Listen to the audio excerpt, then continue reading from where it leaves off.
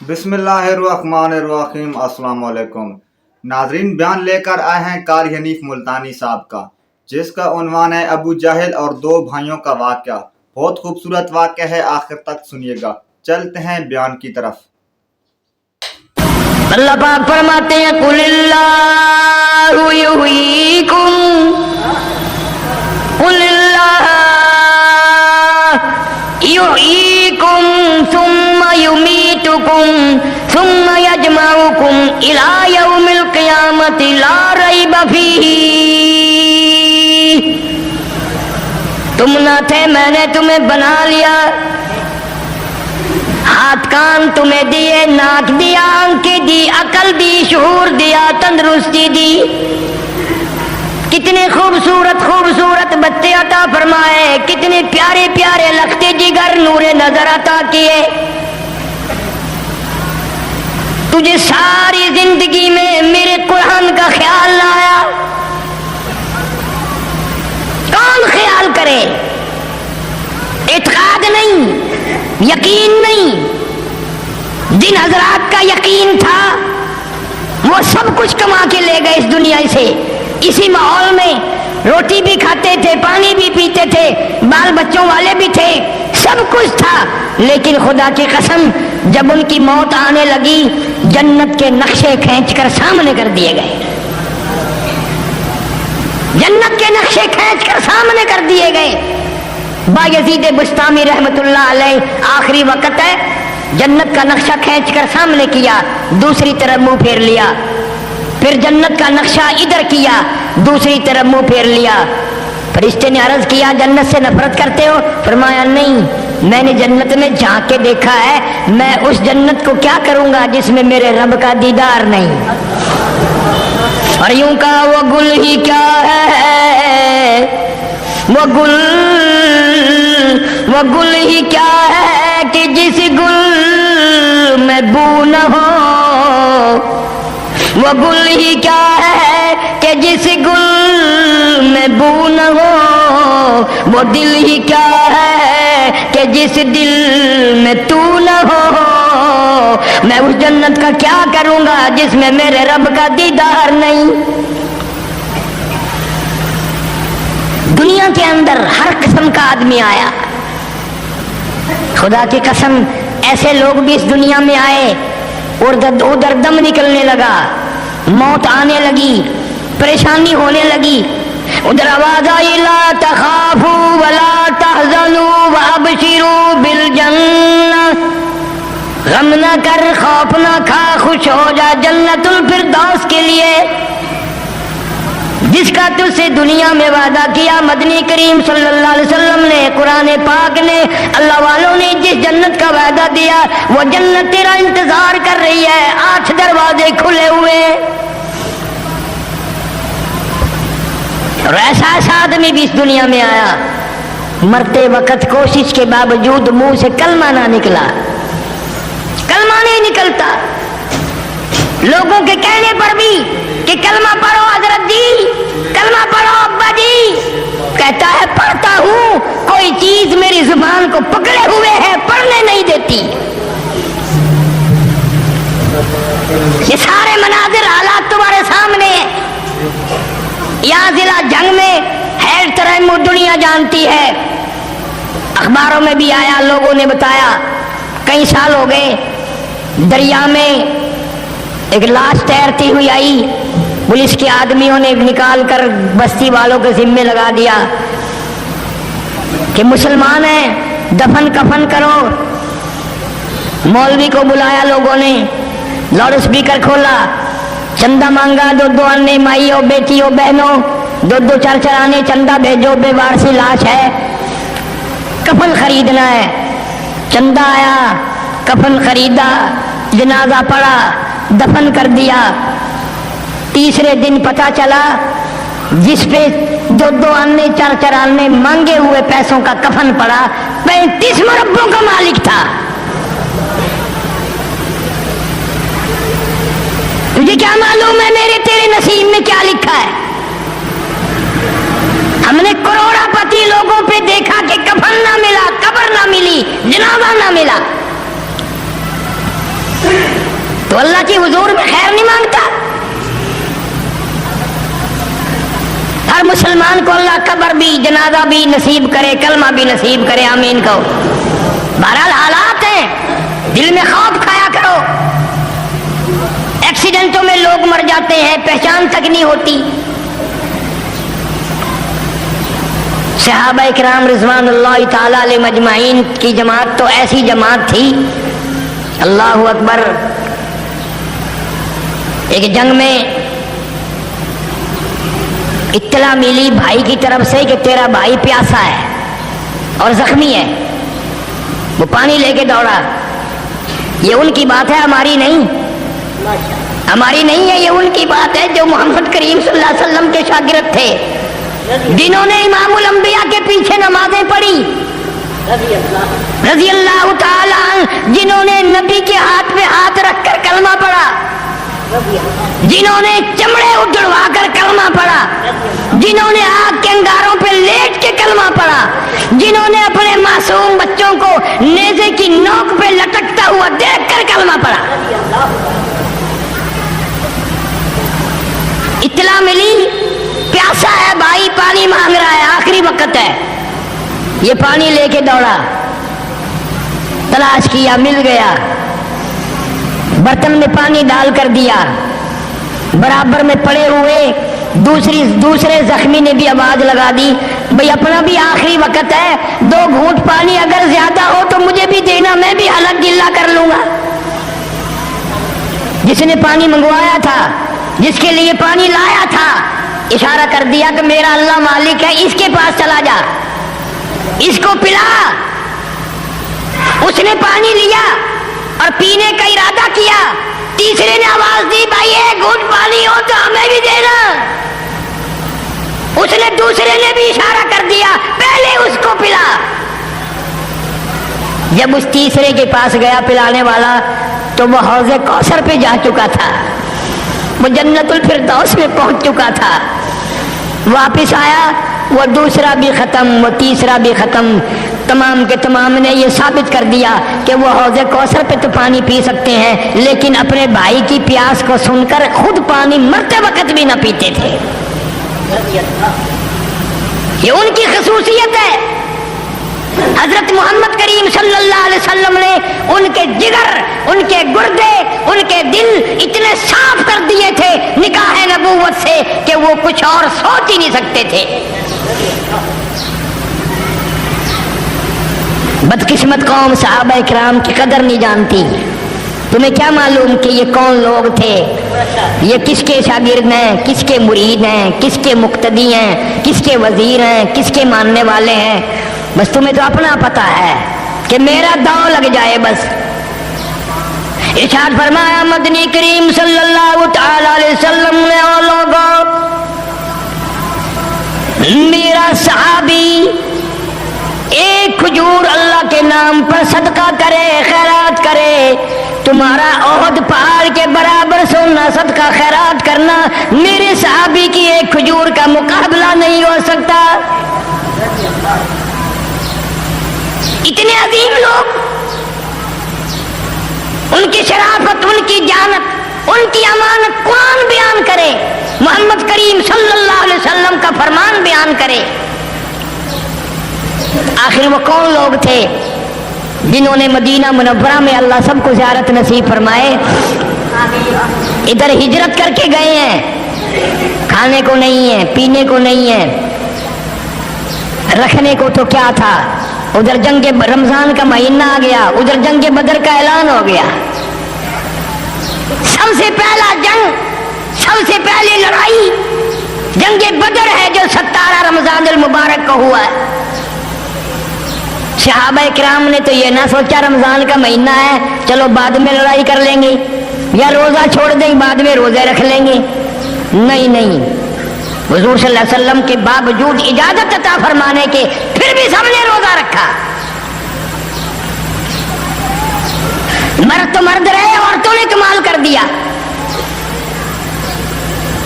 ایک عورت آتی ہے حضور کریم صلی اللہ علیہ وسلم کی خدمت عالیہ میں اور آ کے عرض کرتی ہے آپ اپنا ہاتھ پھیلائیں۔ حضور صلی اللہ علیہ وسلم نے اپنا دست مبارک پھیلا دیا، اس کے اوپر اپنے سر کے کٹے ہوئے بال رکھ دیے اور رو کے عرض کرنے لگی غریب ہوں، مسکین ہوں، مفلس ہوں، نادان ہوں، بالکل غریب ہوں، کھانے کو بھی نہیں۔ کئی دن سے مدینے میں سن رہی تھی اعلان ہو رہا ہے جہاد کا، کوئی راشن لایا، کوئی کھجور لایا، کوئی دانا لایا، کوئی اسلحہ لایا، کوئی پیسہ لایا، کوئی ٹکا لایا۔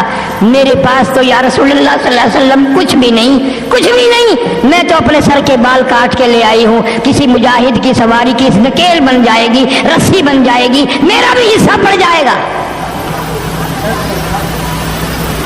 کہاں سے ایسی عورت لائیں گے آپ؟ سیدہ خنسا رضی اللہ تعالیٰ عنہ، شام کا وقت ہے، مغرب کی نماز پڑھی، رو رہی ہے۔ بیٹوں نے پوچھ لیا اماں کیا بات ہے، کیوں رو رہی ہو، کیوں رنجیدہ ہو؟ بیٹا تمہارے بس کی بات نہیں ہے، تم کھانا کھاؤ، تمہارے بس کی نہیں۔ انہوں نے کہا کیوں، کیسے نہیں ہے؟ اماں رو رہی ہو، ہم روٹی کھائیں؟ بڑی دیر کے بعد فرمایا 3 دن ہو گئے مدینے میں اعلان ہو رہا ہے جہاد ہوگا، اللہ کے نام پر لڑائی ہوگی، میرے گھر میں کوئی بھی نہیں، تم بچے ہو، یتیم ہو، میں بیوہ عورت ہوں، کیا کروں؟ انہوں نے کہا جیسے حکم ہو۔ کہنے لگی پھر میری تو یہ تمنا ہے، تم میرے یتیم بچے ہو، میری زندگی کا آخری سرمایہ ہو، میری یتیم پونجی ہو، چلو میں تمہیں دربار رسالت صلی اللہ علیہ وسلم میں لے کے چلتی ہوں، اللہ کے نام پر پیش کر دیتی ہوں بیوہ کی یتیم پونجی، اگر اللہ کے رسول کے یہاں منظور ہو جائے تو اور کیا چاہیے؟ انہوں نے کہا اماں ہم تیار ہیں۔ سیدہ خنسا رضی اللہ تعالیٰ عنہ اپنے یتیم بچوں کو لے کے چلی دربار رسالت میں صلی اللہ علیہ وسلم میں آ کر کے کہتی ہے یا رسول اللہ ہیں تو چھوٹے، طاقتور بھی نہیں، جوان بھی نہیں، میں بیوہ کی یتیم پونجی قبول فرماؤ، جہاد کے لیے انہیں قبول فرماؤ، انہیں لے جاؤ، اللہ کے نام پہ قربان کرنا چاہتی ہوں۔ آپ نے فرمایا یہ تو ابھی چھوٹے ہیں، یہ تو ابھی بچے ہیں، خدا کی قسم ان کی اولاد کا جگر دیکھو، ان کی اولاد کے دل دیکھو، اولاد کی تربیت دیکھو، یوں ایڑیاں اٹھا کر کھڑیاں اٹھا کے بڑیوں اوپر کو ہاتھ کر کے دکھاتے یا رسول اللہ میں اس سے بڑا ہوں، یا رسول اللہ صلی اللہ علیہ وسلم میں اس سے بڑا ہوں۔ اور صحابہ کی اولاد بھی دیکھو، مدنی کریم صلی اللہ علیہ وسلم نے قبول فرما لیے۔ حضرت خنسا الگ لے کے گئی دونوں بچوں کو اور کہنے لگی میں تمہاری کیا لگتی ہوں کہ اماں ہے، میں نے تمہیں دودھ پلایا، میرے سے قسم لے لو میں نے ایک دن بھی بغیر وضو دودھ نہیں پلایا تمہیں، میں نے قرآن پڑھ پڑھ کے تمہیں دودھ پلایا، میں نے تمہارے ماموں کو رسوا نہیں کیا، تمہارے ابا کی امانت میں خیانت نہیں کی، حلال کا تمہیں جنا ہے۔ میری ایک وصیت ہے، میری ایک نصیحت ہے، سن لو، پیٹھ میں زخم نہ کھانا، چھاتی میں زخم کھانا، سینے میں زخم کھانا، شہید ہو جانا، میں مسلح پہ بیٹھ کر وضو کر کے انتظار کروں گی، ایک ایک کی شہادت کی خبر سنتی جاؤں گی اور قبولیت کے لیے جھولی پھیلا کر دعا مانگتی جاؤں گی۔ چنانچہ دونوں بچے تیار ہو کر کھڑے ہو گئے جنگ میں۔ حضرت معاذ اور معاذ رضی اللہ تعالی عنہما، عبد الرحمن بن عوف رضی اللہ تعالی عنہ، بڑے آدمی، حضور نے فرما دیا سارے کہہ دو صلی اللہ علیہ وسلم، فرما دیا ان دونوں بچوں کا ذرا خیال رکھنا کہ اچھا جی، ایک کو دائیں کھڑا کر لیا، ایک کو بائیں کھڑے کر لیا، بیچ میں حضرت عبد الرحمن بن عوف رضی اللہ تعالی عنہ جلیل القدر صحابی ہیں۔ دونوں بچوں نے کہا کہ چچا جان وہ ابو جہل کہاں ہے، وہ ابو جہل کون سا ہے؟ خیال آیا انہوں نے نام سنا ہے، بچے ہیں اس لیے باتیں کر رہے ہیں۔ انہوں نے کہا میرے بتیجوں یتیموں جب ادھر کو آئے گا تو میں تمہیں بتاؤں گا، دیکھ لینا۔ وہ آیا شرکس گھوڑے پہ سوار، اچھلتا ہوا کودتا ہوا گھوڑا آیا، اور عبد الرحمن بن عوف رضی اللہ تعالی عنہ نے اشارہ کر دیا کہ جس کو تم پوچھ رہے تھے وہ سامنے ابو جہل ہے۔ اسے کیا معلوم تھا ان کا یہ پروگرام ہے، اور پیچھے ماں کی دعائیں ہیں، پیچھے ماں کی دعائیں ہیں۔ कि वो अबू जहल है सामने। बस इतना बताकर देखते क्या दायां बायां दोनों खाली हैं।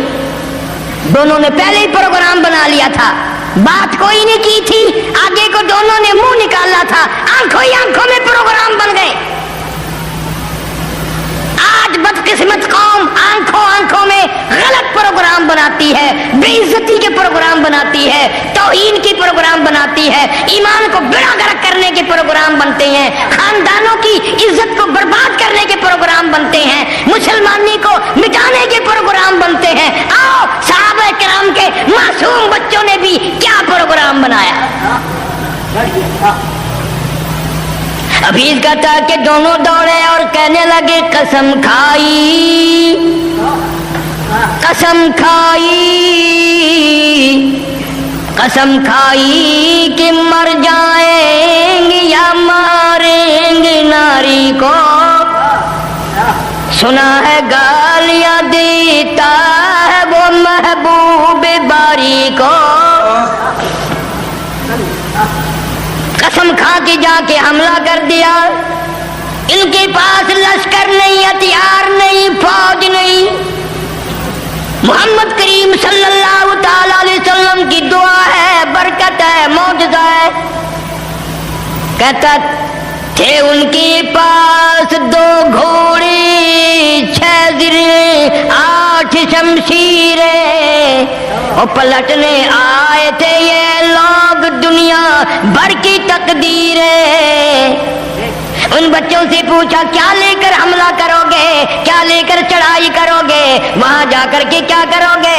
कहने लगे हमने क्या करना है, न तेगो तलवार पर तकिया, न खंजर पर, न भाले पर, न तेगो तलवार पर तकिया, न खंजर पर, न भाले पर।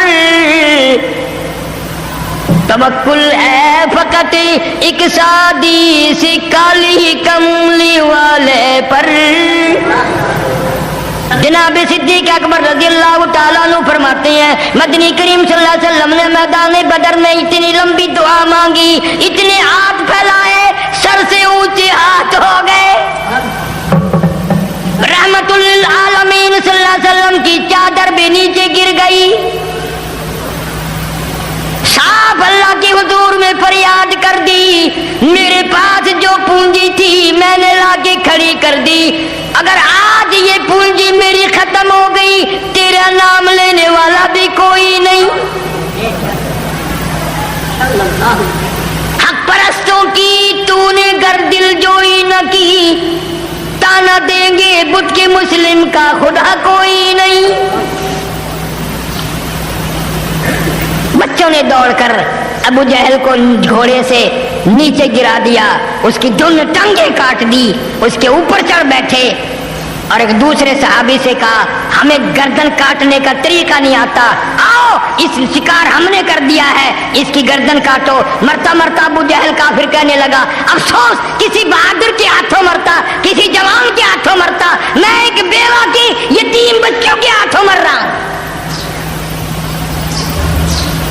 क्या नजरिया था उस औरत का, क्या उसकी निगाह में औलाद थी और क्या उसकी निगाह में जन्नतुल फिरदौस थी और उसकी निगाह में मोहम्मद अरबी सारे कह दो सल्लल्लाहु अलैहि वसल्लम की रजामंदी की क्या निगाह थी और क्या खुशी थी और वो क्या चाहती होगी। किसको औलाद बुरी लगती है। अल्लाह सुब्हानहू व तआला ने मदद फरमाई वलक़द नसरकुमुल्लाह बिबद्रिन व अंतुम अज़िल्ला फत्तकुल्लाह लअल्लकुम तशकुरून। अल्लाह फरमाते हैं बदर वाले दिन तुम थोड़े से थे, मुख्तसर थे, हथियार ना थे, सामान ना था, भूखे भी थे, नंगे भी थे। मुझे मालूम है तुम्हारे पेट में भूख लगी थी, तुम्हारे मुंह में प्यास लगी थी, तुम्हारे पास हथियार भी ना थे, तुम थोड़ी सी तादाद में थे। मैंने 5000 फरिश्तों का काफिला भेजा। इस्तक़ूलु लिल मुमिनीन, मोमिनों की इमदाद के लिए फरिश्ते आए। बिखमसति आलाफिन मिनल मलाइकति मुनज़िलीन,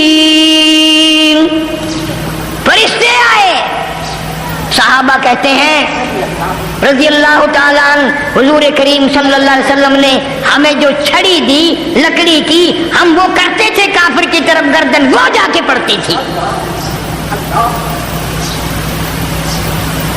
ابی بن خلف نبی صلی اللہ علیہ وسلم کا دشمن،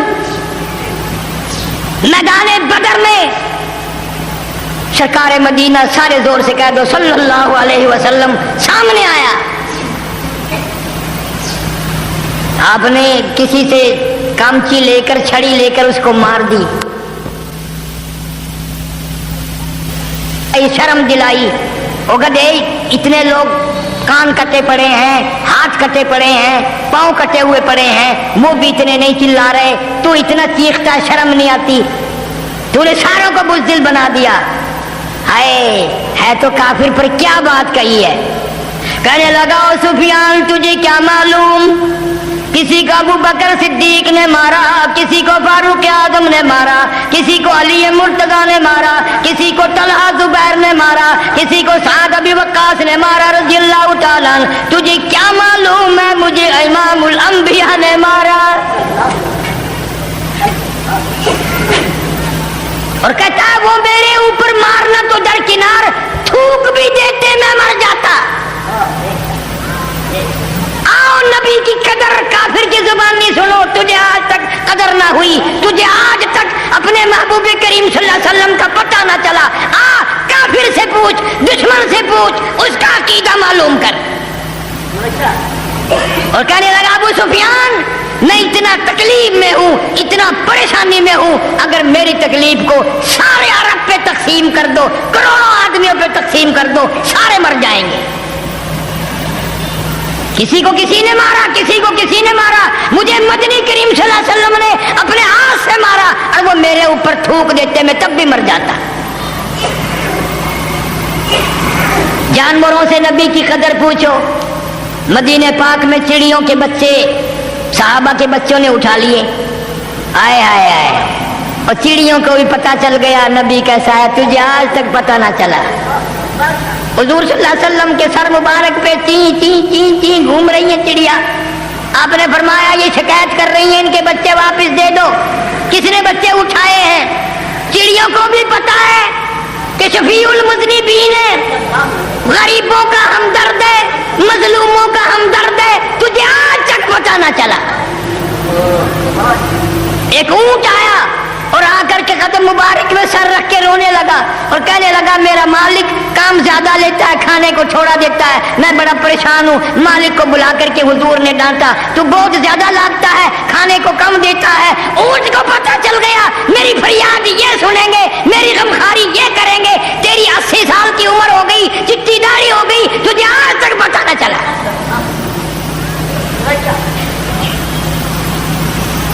درختوں کو اشارہ کیا، اکھڑ کر آ گئے، اشارہ کر دیا واپس چلے گئے، ہاتھ میں کنکر لے کر۔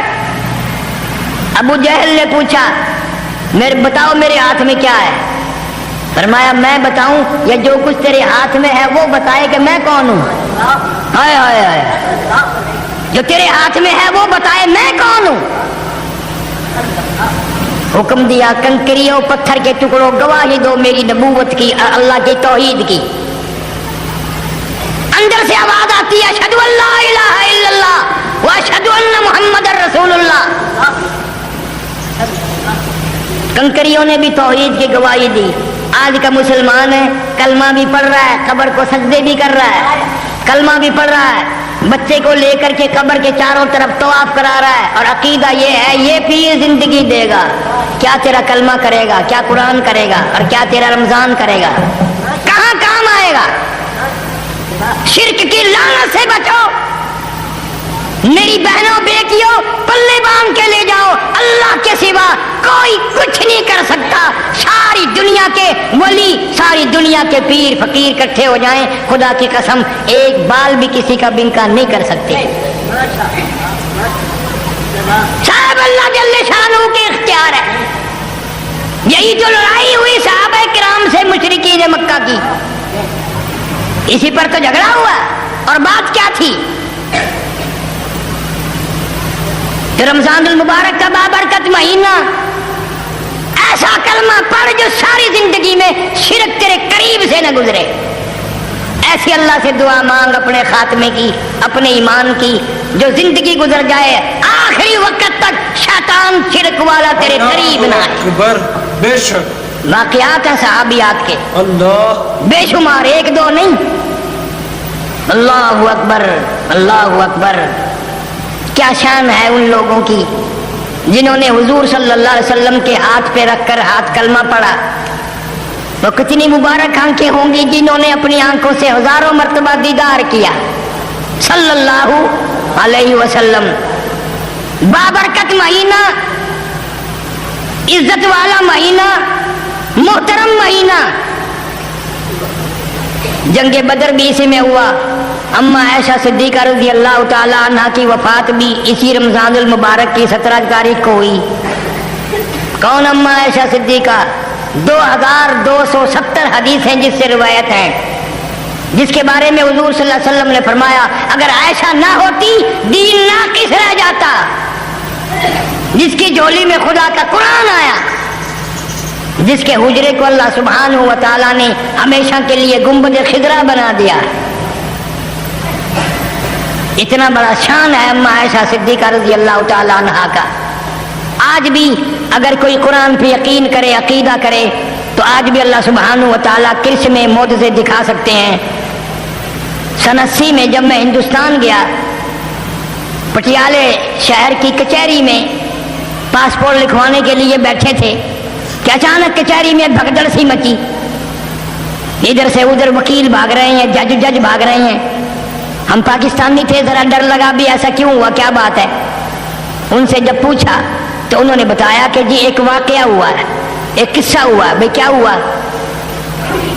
ایک سکھ کی لڑکی فوت ہوئی ہے. انہوں نے اپنے مذہب کے مطابق، رواج کے مطابق اس کو دفن کفن کر کے وہ ہندوؤں کی طرح جلاتے ہیں، ساڑتے ہیں. لکڑیاں منگائی، ان لکڑیوں میں اس کو چن دیا، گھی کا پپا ڈالا، آگ لگائی، ساری لکڑیاں جل کر خاک ہو گئی، پر اس لڑکی کا بال بھی نہ جلا. تمام لکڑیاں جل کر خاکستر ہو گئی، ختم ہو گئی، اس کا ایک بال بھی نہ جلا. انہوں نے پھر دوبارہ انتظام کیا، زیادہ لکڑیاں منگائی، پھر زیادہ گھی چھڑکا، تیل چھڑکا، پھر آگ لگائی، پھر بھی ساری لکڑیاں ختم ہو گئی، جل گئی، سوا بن گئی، اور اس کا ایک بال بھی نہ جلا. اب ہندو بڑے سیانے ہوتے ہیں، انہوں نے کہا جس کمرے میں یہ رہتی تھی اس کی تلاشی کرو. ماں غربت ہے، اب بھی ہندوستان میں کوٹھے کچے ہیں، پکے اتنے مکان نہیں ہیں. اس کے کوٹھے کی تلاشی کی گئی، کچھ نہ ملا. پھر ایک سیانا پنڈت کہنے لگا کوئی دیوار میں تازہ جالا آلہ، کوئی تاک وغیرہ لپا ہوا ہو وہ دیکھو. جب یہ چیز تلاش کی گئی تو ان کو ایک مل گیا ایسا ٹھکانہ. جب انہوں نے کھول کے دیکھا تو اندر جالے میں، تاک میں، اندر اس کے اندر اللہ کا قرآن شریف رکھا ہوا ہے. بیمار ہوئی، یقین ہوا کہ موت آئے گی، سونا نہ چھپایا، چاندی کا انتظام نہ کیا، اولاد کا انتظام نہ کیا، چھپ کر مسلمان ہوئی تھی، ڈرتی تھی ماریں گے، گھر والے مجھے ختم کر دیں گے. آخری وقت میں حفاظت کے لیے اندر قرآن کریم کو رکھ کر باہر سے لیپ دیا، کسی کافر کا پلیت ہاتھ اللہ کے پاک قرآن کو نہ لگنے پائے. ادب کیا، احترام کیا، اکرام کیا، عزت کی. انہوں نے قرآن کھول کر جب دیکھا، مجبوراً بلا کر 2 دفعہ تجربہ کر چکے تھے، مسلمانوں کو بلا کر کہنے لگے یہ کلمے والی ہے، یہ قرآن والی ہے، یہ ایمان والی ہے، ہماری نہیں ہے، تم لے جاؤ، اس کا دفن کفن تم خود کرو. وہاں لوگوں نے جنازہ پڑھا اور پھر قبر بنائی، اس کو قبر میں دفن کیا. بتانا یہ چاہتا تھا، خصوصاً عورتوں کو یہ بتانا چاہتا تھا کہ یہ بات صحیح نہیں کہ ہم یہ سوچ لیں کہ یہ برکتیں تو صحابہ کرام کے دور میں تھی، یہ برکتیں تو صحابہ کرام کے دور میں تھی، اب نہیں ہے. آج بھی قرآن میں وہی برکت ہے، وہی نورانیت ہے، وہی رحمت ہے، وہی اللہ کی کریمی ہے. آج بھی قرآن پہ یقین کر کے دیکھ, قرآن پہ اعتماد کر کے دیکھ, قرآن کی برکتوں کو دل میں جگہ بنا کے دیکھ. آج بھی قرآن تجھے وہی جواب دے گا جو صحابہ کرام کو اس نے دیا تھا. کل میں قرآن کی برکت سے ہزاروں آدمیوں نے دیکھا لکڑیاں جل گئی, ایک بال نہ جلا. جس قرآن کی برکت سے اس آگ سے اللہ نے بچایا وہ جہنم کی آگ سے بھی بچائے گا. اس لیے فرمایا الرمضان والقرآن یشفعان الی یوم المیزان, او کما قال النبی صلی اللہ علیہ وسلم. حضور کریم صلی اللہ علیہ وسلم نے فرمایا قرآن بھی رمضان بھی تمہارے لیے سفارشی ہیں الی یوم المیزان, قیامت کے دن تک. جتنا چاہو سفارشی بناؤ, رمضان کا ادب کرو, رمضان کے روزے رکھو, اللہ سے خیر مانگو, اتنی مانگو اتنی مانگو, رات کو بھی دن کو بھی عبادت کرو, نفل پڑھو, صدقہ کرو, خیرات کرو. اللہ سبحانہ و تعالی تیری نیت کو دیکھ کر اور قبولیت فرما کر اپنی کریمی سے نجات فرما دیں گے. درود شریف کی کثرت کیا کرو. دلائل الخیرات میں لکھا ہے, ابو عبداللہ سلیمان جزولی رحمۃ اللہ علیہ لکھتے ہیں کہ میں سفر میں تھا, گرمی تھی, دوڑ رہا تھا, بھاگ رہا تھا, عصر کی نماز کا وقت تنگ ہوتا جا رہا تھا, پانی نہ تھا, کنواں نہ تھا, میں کوشش کر رہا تھا, دوڑ رہا تھا. کوئی بستی آئے, وضو کروں, نماز ادا کروں. دوڑتے دوڑتے وقت بھی قریب تھا, ایک بستی آ گئی, کنواں بھی آ گیا. میں کنویں کو دیکھ کر بڑا خوش ہوا, لیکن ڈول رسی نہیں. کنواں تو مل گیا, رسی ڈول نہیں, تو میں پریشان تھا اب کیا بنے. تو کہتے ہیں کہ قریب میں چھوٹے چھوٹے بچے کھیل رہے تھے. ایک لڑکی دوڑ کر آئی اور آ کے کہنے لگی بڑے میاں کیسے پریشان کھڑے ہو. میں نے کہا بیٹی پیاس بھی لگی ہے, پیوں گا بھی, نماز کا وقت جا رہا ہے, وضو کروں گا, ڈول رسی نہیں ہے, کنواں تو آ گیا, ڈول نہیں ہے, رسی نہیں ہے, پانی کیسے نکالوں. میں نے کہا اچھا ڈول رسی کے بغیر پانی نہیں ملتا. میں نے کہا کیسے ملے گا. وہ چھوٹی سی بچی نے یوں کنویں کے اندر منہ کر کے تھوک دیا اور پانی ابل کر اوپر آ گیا, پانی ابل کر اوپر آ گیا. اللہ والا کہتا ہے میں نے وضو کیا, نماز پڑھی, پیا بھی, اور نماز پڑھ کے وہ بچی اپنے جا کر بچوں میں پھر کھیلنے لگ گئی. تو میں نے اس بچی کو پہچان لیا اور ان بچوں میں جا کر کے پکڑا اسے, اور میں نے کہا بیٹی تو ایسا کیا کام کرتی ہے جو اللہ سبحانہ و تعالیٰ کے یہاں تیری اتنی مقبولیت ابھی سے ہو گئی, تیرا عمل اتنا قبول ہے کہ اللہ کے یہاں اتنی تو پسندیدہ ہے کہ کنویں میں تھوک دے تو پانی اوپر آ جائے, اتنی اللہ کے یہاں قبول ہے. کیا عمل کرتی ہے, توجہ کرنا. کہنے لگی بڑے میاں میری عمر ہی کیا ہے, نہ کس عمل جوگی ہوں, نہ کس کام کے قابل ہوں. ہاں اتنی بات ہے میری ماں رات کو جب تک میں 1000 درود شریف پورا نہ کر لوں مجھے سونے نہیں دیتی. 1000 درود شریف پورا کراتی ہے میری اماں, پھر مجھے سونے دیتی ہے. وہ جن کے بچے 1000 درود شریف پڑھ کر کے سوئیں ان کے بڑے کتنا پڑھتے ہوں گے. آج میری تیری بدقسمتی ہے قوم کی, عورتوں کی, مردوں کی, VCR دیکھتے دیکھتے, ٹیلی ویژن دیکھتے دیکھتے بکواس کرتے کرتے سو جاتے ہیں. نہ درود پاک ہے, نہ قرآن کریم ہے, نہ اللہ رسول کا نام ہے. ان گھروں میں برکت کیسے آئے, ان گھروں میں رحمت کیسے آئے. انہی گھروں سے میرے تیرے جنازے نکلنے, انہی گھروں سے ہمارا آخری وقت آنا ہے. صحابہ کرام رضوان اللہ تعالیٰ علیہ مجمعین کے معصوم بچے بھی اتنے نیک تھے, وہ بولنا بھی قرآن مجید سے سیکھتے تھے. حضرت عامر بن فہیرہ رضی اللہ تعالیٰ جلیل القدر صحابی ہے کہ کیسا اچھا قرآن پڑھتا ہوگا جس کو حضور کریم صلی اللہ علیہ وسلم بلا کر فرمائے اور عامر بن فہیرہ مجھے اللہ کا قرآن سنا, تو قرآن پڑھتا میرا دل خوش ہوتا ہے.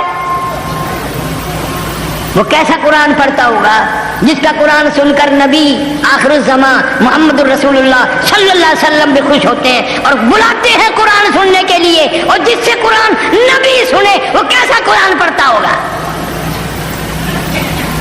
عامر بن فہیرہ رضی اور دیگر صحابہ کرام کو کافر لوگ دھوکے میں ڈال کر لے گئے، اللہ اللہ پہاڑوں کے درمیان میں لے جا کر حملہ کر دیا۔ اللہ اکبر اللہ۔ عامر بن بحیرہ رضی اللہ تعالیٰ عنہ کے پیٹ میں جس نے نیزہ مارا وہ قسم کھا کر کہتا ہے میں نے پیٹ میں نیزہ مارا، کمر کے پیچھے نکل گیا۔ اللہ استغفر اللہ۔ اس جوان کا ایمان دیکھو، یقین دیکھو، قرآن سے تعلق دیکھو، اتنا بڑا زخم آیا، پیٹ میں سے گزر کر بھالا، نیزہ برچھا پیچھے نکل گیا، آہ نہ کی، اوف نہ کی، ہائے نہ کی، دھاڑ دھاڑ نہ کی، درد کا اظہار نہ کیا، کرب کا اظہار نہیں کیا، اتنا فرمایا لوگوں گواہ ہو جاؤ فزت برب الکعبہ، اور دنیا والوں رب کعبہ کی قسم میں کامیاب ہو گیا۔ اندازہ لگاؤ، عامر بن طفیل نیزہ مارنے والا کہتا ہے میں نے نیزہ واپس نکالا تو قرآن سن کر مسلمان بنے، ہزاروں آدمی اس سے قرآن سن کر نمازی مسلمان بنے، اس کی کھوپڑی میں شراب پیئیں گے، تلوار اٹھائی، خنجر اٹھائے، تیاری کی۔ صحابی جوان کہتا ہے عامر بن بحیرہ کی میت اور لاش خود بخود آسمان کی طرف بلند ہونی شروع ہو گئی۔ صحابی کہتا ہے ہماری نظریں جواب دے گئی، عامر بن بحیرہ کی پرواز ختم نہ ہوئی، اوپر ہی لاش اٹھتی چلی گئی، آسمان کی طرف چلی گئی۔ صحابی مدینے میں آئے، حضور صلی اللہ علیہ وسلم سے عرض کیا ایسے ایسے کر کے ہم نے آنکھوں سے دیکھا عامر بن بحیرہ رضی اللہ تعالیٰ عنہ کی میت اور لاش آسمان کی طرف اٹھ کے چلی گئی۔ سبحان اللہ سبحان اللہ، کیا بات ہے۔ حضور صلی اللہ علیہ وسلم نے فرمایا یوں آسمان کی طرف چہرہ انور اٹھایا اور فرمایا گھبراؤ نہ، مبارک ہو، عامر بن بحیرہ کا دفن بھی، کفن بھی، قبر بھی، نماز جنازہ بھی نورانی فرشتوں نے اپنے ذمہ لگا لیا۔ دفن کفن تمام کا تمام، سارے کا سارا اب نوری فرشتے کریں گے۔ یہ قرآن کی برکت نہیں تو کیا ہے؟ یہ محمد رسول اللہ صلی اللہ علیہ وسلم کے صحابی ہونے کی برکت نہیں تو اور کیا ہے؟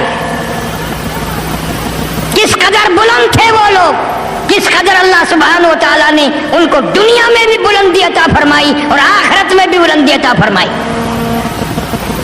آج قرآن کی تلاوت کر، اس میں برکت جان، یوں ہی نہیں جیسے صحابہ کرام اس میں برکت سمجھتے تھے تو خیر آئے گی، رحمتیں آئے گی، سکون آئے گا، بیماریاں دور ہوں گی، پریشانیاں دور ہوں گی اور اسی اپنے گھر میں سکون ملے گا۔ پر یہ مسئلہ بڑا مشکل ہے کہ ہم قرآن پہ یقین کریں، حالات کو چھوڑ دیں۔ آج اخبار کی خبر پہ یقین ہے، ریڈیو کی خبر پہ یقین ہے، ٹیلی ویژن کی خبر پہ یقین ہے، اللہ کے قرآن کی خبر پہ یقین نہیں، مدنی کریم صلی اللہ تعالی علیہ وسلم کی زبان مبارک پہ یقین نہیں۔ کم سے کم شام کو روزہ افطار کرنے کے وقت جھولی پھیلایا کر، ہاتھ پھیلایا کر، الہی میری نماز بھی، میرے روزے بھی، میری تلاوت بھی، میری زکوٰۃ بھی، میری خیرات بھی محض اپنے کرم و فضل سے قبول فرما۔ اللہ کے نبی نے ارشاد فرمایا صلی اللہ علیہ وسلم 3 قسم کی دعاؤں کے لیے آسمان بھی راستے چھوڑ دیتے ہیں۔ مظلوم کی دعا، بد دعا، اور عادل بادشاہ کی دعا اور روزہ دار کی دعا کے لیے آسمان کے دروازے بھی ہر وقت کھلے رہتے ہیں۔ وہ کون سا وقت آئے گا جب ہمیں یہ پتہ چلے گا کہ رمضان المبارک کی وہی برکتیں جو اس دور میں تھی آج بھی ہیں۔ آج بھی مانگ کے دیکھ، مولا کریم کو راضی کرنے کا فکر کر کے دیکھ۔ ایسے اچھے اچھے لوگ اس دنیا میں آئے اور خود اس ہندوستان میں آئے۔ مولانا عبد القادر صاحب سارے قید رحمت اللہ علیہ، شاہ عبد القادر دہلوی رحمت اللہ علیہ، दिल्ली शहर में रहते थे, खुद कुरान सुनाते थे तरावियों में। इतना यकीन था दिल्ली से लेकर बंबई तक लोगों का और दिल्ली से लेकर कराची तक लोगों का कि अगर पहली तरावी में शाह अब्दुल कादिर रहमतुल्लाह अलैह ने 2 सिपारे पढ़े तो पूरा हिंदुस्तान ये अंदाजा लगा लेता था कि रमजान का ईद का चांद 29 का नजर आएगा। और अगर एक पारा पहले दिन पढ़ते तो पूरा हिंदुस्तान में खबर फैल जाती थी कि 30 का और ईद का चांद 30 का होगा। बताओ, मौलाना मुजफ्फर हुसैन साहब कांदली रहमतुल्लाह अलैह की बेटियां थी, बेटा कोई नहीं था। उनमें से एक बेटी है आमतु सुबहान, आंखों से नाबीना हो गई, मोहताज हो गई। उस जमाने में घड़ियां घंटे कहाँ, कुछ भी नहीं था, न पंफलेट थे, न इश्तिहार था, न अखबार था, न घड़ियां थी। लेकिन वाकयात में लिखा है हजरत आमतु सुबहान रहमतुल्लाह अलैहा दादी भी बन गई तो बच्चे पूछते अम्मी, दादी अम्मा पानी पीने का वक्त है? तो आंखें भी नहीं तो सूंघ कर यूं फरमाती अगर हाथ में लिए खड़ा है तो पी सकते हो, घड़े में से लेकर पीने का टाइम नहीं, दूसरे बर्तन में से लेकर पीने का टाइम नहीं, अगर हाथ में लिए खड़ा तो पी सकता है, इतना वक्त है अभी। क्या चीज थी? दीनदारी थी, अल्लाह और उसके रसूल करीम सल्लल्लाहु अलैहि वसल्लम को खुश करना था, नीयतें सही सही थी। आज नीयतों में खोट है, नेकी बाद में होगी, पहले दिखावा, पहले रियाकारी आ जाती है, पहले खोट आ जाता है। इबादत तो इबादत, वैसे खामखाबी हर मर्द औरत के दिल में दिखा। जिस दिन अच्छे कपड़े पहनती है ना, बहाने बहाने जाके मिलती है, मैंने कहा खैरियत पूछाऊं, खाला से मिलाऊं, ये नहीं कहती कपड़े दिखाने आई हूं। हर मर्द औरत का दिमाग यही बन गया दुनिया में, भला कपड़े कौन नहीं पहनता, कौन नहीं खाता, किसको अल्लाह सुब्हानहू व तआला ने हस्बे मुकद्दर किसको नहीं दिया। मगर आज प्रोग्राम ये है हर मर्द का, हर औरत का कि बस हम खाते हैं, बाकी सारे ही भूखे सोते हैं। दिल में ये फैसला कर लेते हैं मर्द भी औरतें भी, हम खा के सो रही हैं, बाकी सारे यूं ही सो रहे हैं। और नहीं, सारी दुनिया अल्लाह की मखलूक है, वो सबको खिलाता है, वो सबको पिलाता है, वो किसी को भूखा नहीं सुलाता, सबको इज्जत तकसीम करता है, सबको आबरू बांटता है।